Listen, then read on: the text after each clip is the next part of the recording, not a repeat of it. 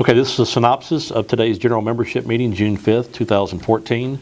The meeting was dedicated to Gary Grider. He was the Houston police officer who was killed out on the Katy Freeway.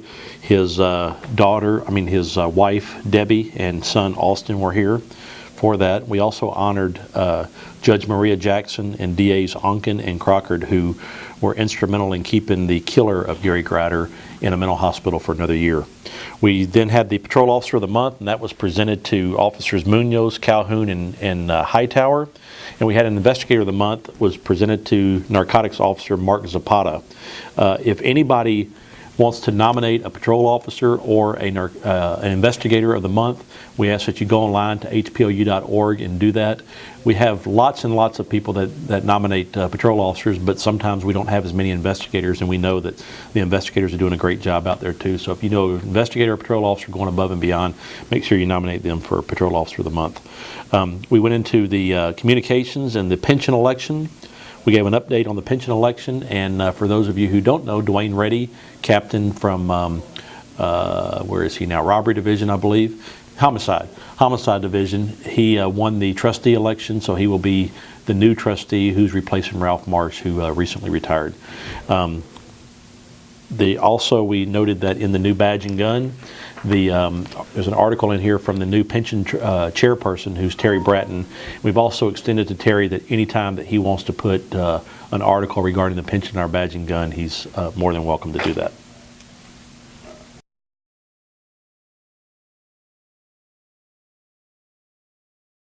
We also talked about the contract opener. There's been rumors out there that we're in contract negotiations. We're not yet, but we did just get notice from the city that they are wanting to sit down and possibly extend our current contract, which expires in June of 2015. But we're hoping to get that extended out for maybe 3 more years. And the reason we do that is because we get a new person who's elected as mayor. We want some type of time to get a relationship with that person, also get them up to speed on what's going on with police officers. So our first meeting will be July 8th. All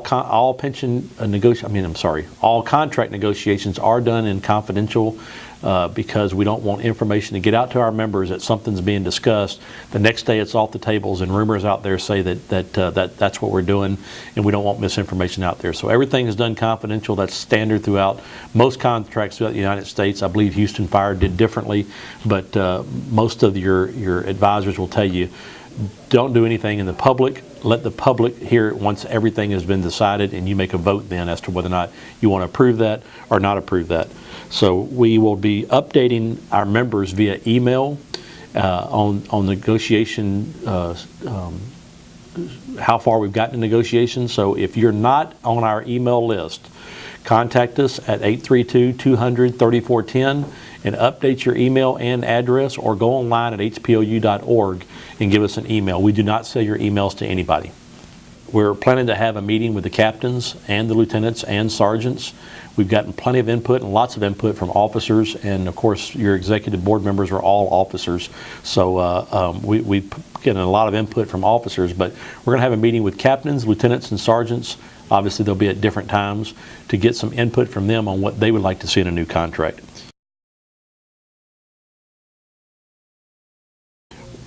RMS, RM Records Management System, is going live at 12:01 on June 10th. Expect there to be some backlogs during that time. Obviously, anytime we're in a new record system like this, there's going to be a growing area and a growing time. So the RMS will be going live 12:01 on June 10th. Chief McClellan has said that he will be at one of the locations, so he'll see firsthand exactly how smooth or how rough this is going. In the meantime, something that we're totally in support of is they're going to have a 24/7 hotline for 30 days to deal with RMS issues. 24/7 hotline. They'll have anywhere from 12 to 20 people manning that help desk. The number is 832-394-4500. 832-394-4500.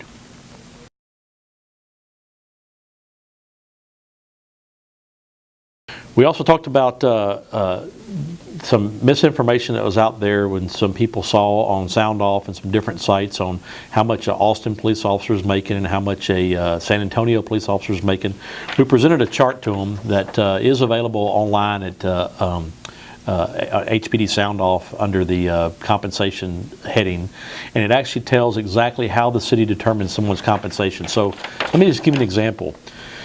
All benefits for a Houston police sergeant are $130,379. That includes workers' compensation, pension, health insurance, FICA, Medicare, all the clothing allowance, equipment allowance, shift pay, T-close training pay, weekend pay, all those different things. So although your check may not show anywhere close to that, when the city's deciding how much we are to be compensated comparable to other cities, you have to look at the total package. So I'm just going to go through these real quickly.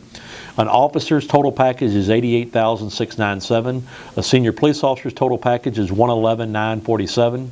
A sergeant's total package is $130,379. Lieutenant's is $144,192.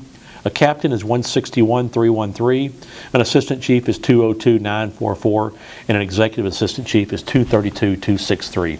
So obviously a lot higher than what you're getting on your check, but this is what the city has to pay whenever they're actually looking at how much they have to compensate you.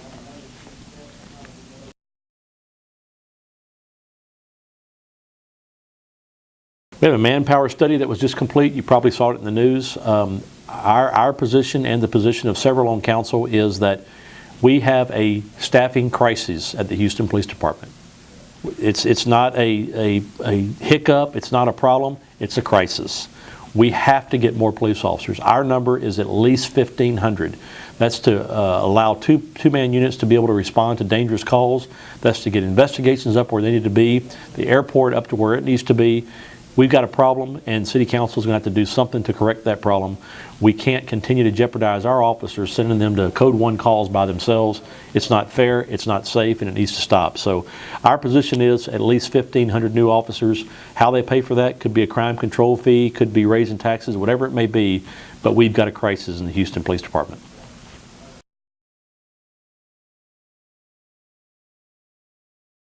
Another benefit that we have starting tomorrow is our peer support group. Joe Gamaldi, our vice president, brought this from New York where he was from, and we have retirees who are specially trained. Outside professionals came in and trained them to deal with issues from divorce to shootings to anything that you may be having problems with that you would like to talk to a person who knows what it's like to be a Houston police officer. Completely confidential. The city's not involved in any shape, form, or fashion, which means anything you tell these persons, the city's not going to be able to get that information. It's completely confidential. You can remain anonymous, but if you would like to contact someone to discuss any issue you have 24/7, starting tomorrow, the phone number is 832-200-3499. 832-200-3499.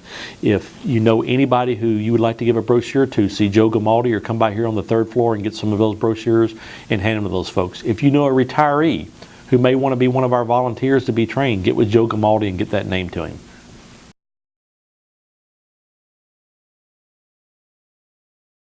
We have an active shooter class that we did several months ago here at the HPOU. We're doing another one on August 20th at 7 p.m.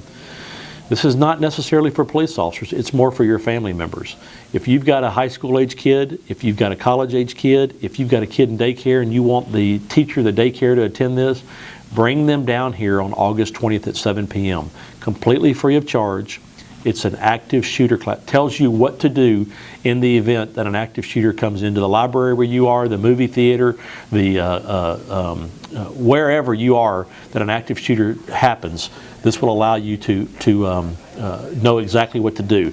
If you can't make it here, at least I encourage you to watch the video. You can Google Run, Hide, Fight HPD video, and it's an outstanding video that tells you what to do in an active shooter situation.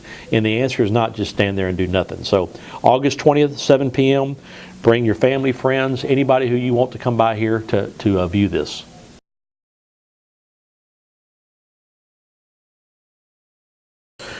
Two issues regarding policies in the Houston Police Department that you're probably hearing things about. One of them is the outside vest cover, the outer vest cover. You may have actually seen some folks wearing those outer vest covers, but right now they still have, the circular has not been signed off by the chief, but we're told he's already approved the vest. But you're not supposed to be wearing them until, of course, the circular is signed off. But the outside vests are going to be approved, and you are going to have to purchase those with your own funds. because it is an option. They're going to still give you the one on the inside, but if you want to wear the outside vest, you'll have to purchase that with your own funds. The other one is the field note issue. Keep your field notes. We're going to address this issue in the next legislative session, which begins in January of 2015, but we have been notified by the DA's office that some defense attorneys are asking for officers' field notes. So the policy is keep your field notes. If you keep one of those little spiral tablets that you write it on, just put that in your drawer somewhere in the event that you have to come back and retrieve those field notes. Put a date on there so you can retrieve it more accurately. If you keep handwritten notes, make sure you keep those notes, and we hope to get this cleared up in the next legislative session. Clearly, our position is anything that you put verbatim in an offense report, you shouldn't be having to keep those in your files anywhere. And we think the senators and representatives in Austin are going to agree with us, but we can't do that until January of 2015.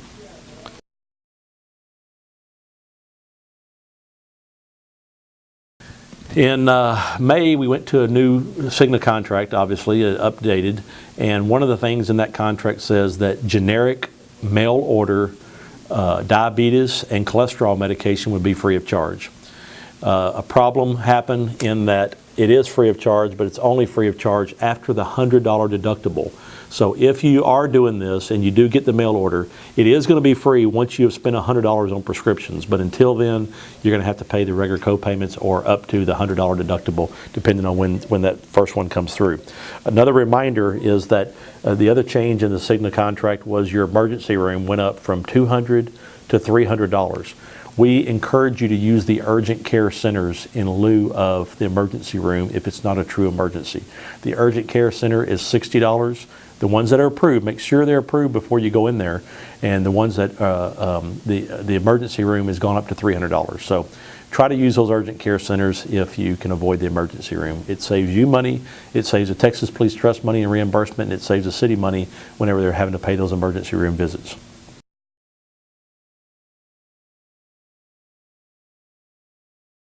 Don Egdorf, one of our board members, is working on the Avenue of Heroes, and his original plan was to do it along Main Street, but we've decided that the better route would be along Memorial Drive, since that in fact is where our police memorial is, and it's the name, it memorializes things. So Don Egdorf is working to get the 112 Houston police officers, and I'm not sure exactly how many firefighters, their names on the street lights along the Memorial Drive to honor the 112 who have been killed in the line of duty. If you haven't been to our new, to our boardroom next door, to our meeting hall next door, Don Egdorf was also instrumental in having 2 large frames put on each side of that meeting room, and we have the pictures, an 8x12 picture of all 112 police officers who've been killed in the line of duty. Each month we honor one of those at our meetings. If you can't attend the meeting, if you haven't attended one, we encourage you to attend one. It's the first Thursday of each month at 11 a.m. with the exception of July. There's no meeting in July because it always falls around the 4th of July.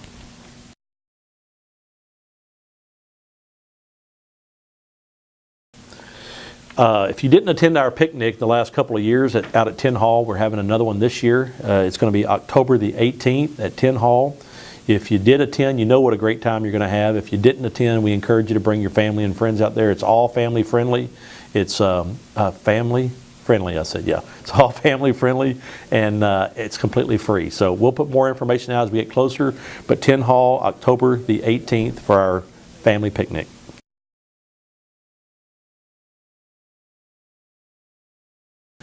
In May, we went to a new Cigna contract, obviously, updated, and one of the things in that contract says that generic mail order diabetes and cholesterol medication would be free of charge.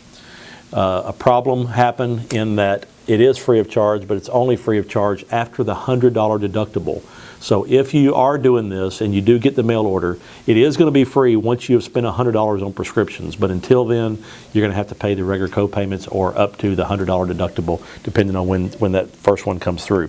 Another reminder is that the other change in the Cigna contract was your emergency room went up from $200 to $300. We encourage you to use the urgent care centers in lieu of the emergency room if it's not a true emergency. The urgent care center is $60. The ones that are approved, make sure they're approved before you go in there. And the ones that, the emergency room has gone up to $300. So try to use those urgent care centers if you can avoid the emergency room. It saves you money, it saves the Texas Police Trust money and reimbursement, and it saves the city money whenever they're having to pay those emergency room visits. A new benefit from the HPOU is one of our board members, actually our treasurer, Tim Butler, has a federal firearms license now. We're offering to any of our members firearms can be purchased at cost. We'll make no profit whatsoever on those. We'll also be selling ammo at a reduced price, but for anyone who's interested in purchasing a new weapon or an additional weapon, you can do that through Tim Butler. His phone number is in the badge, in the calendar, as well as his email address. Get in touch with him if you're looking at a weapon, and it's substantially cheaper than what you can get at any other store. No profit whatsoever from the HPOU on that. Houston Astros are doing Law Enforcement Night at Minute Maid Park on Friday, June 27th at 7 p.m. You can go online to lawmemorial.org/Astros tickets. That's lawmemorial.org/Astros tickets, and order tickets, and some of those proceeds will go to the National Law Enforcement Museum in Washington, D.C. that they're trying to build. We also want to remind you to we have forms available down here at the HPOU for the voter registration and the Harris County Appraisal District. You as a police officer are permitted to keep your information confidential on where you live. Your spouse can also keep his or her information confidential on where she lives as far as voting records go by filling out 2 forms through our good friend Mike Sullivan's office at the Tax Assessor Collector's Office. If you're interested in that, come by the HPOU on the 3rd floor and see me, and I'll have some of these forms, or you can go online and request those. It's keeping your voter registration and your Harris County Appraisal District information confidential. We also ask that you will give us your email. Go to hpou.org and update your email or add an email. That's the best way for us to communicate with you on a quick basis where we have to send out an e-blast. We never sell your email to anyone else or share it with anybody else. But when you get those email blasts from us, that means that your address is correct. If you're not getting those on a regular basis, contact us at 832-200-3410 to add that, or go online at hpou.org and get that added on there. If you're thinking of retiring, we're asking you to go over to Richard Gable at the pension office, but also go to Public Safety Financial Group next door to the HPOU here to make sure you get accurate information on what you should be invested in whenever you retire. We're reminding you to please wear your seatbelts at all times, even if you're rolling through a high crime area and a lot of people want to leave their seatbelts off to jump out quickly. Ask J.D. Green. Your health is a lot safer than trying to catch that criminal tonight. We'll catch him another night if he gets away, but please wear your seatbelts. Also, we're encouraging you to use the sobering center. It only takes 5 minutes. It's a much quicker procedure than using the jail. And once you've done it one time, you do it more. But it's that first time that getting over the hump before you decide whether or not you're going to do that. We also want to remind everybody to go to the hpou.org and sign the National Law Enforcement Day petition. There is a officer's brother. The officer is killed up in MIT, and they are trying to get a national holiday to honor our fallen officers. So if you and your family would sign that petition, just go to hpou.org and you can click on the Sign the National Law Enforcement Day petition. We ask you to like us on Facebook and follow us on Twitter at HPOUTX. Tell your family and friends to do the same. There will be no July meeting. Our next meeting is going to be August 7th. We hope everybody has a very enjoyable summer. If we can help you in any way here at the HPOU, there's a board member here every day, Monday through Friday from 8 to 5. And you also can go into your calendar, and all pictures of board members, their telephone numbers and emails are listed in there. Thank you very much, and we hope to see you on August 7th at the next meeting. Otherwise, we'll be doing this again on video.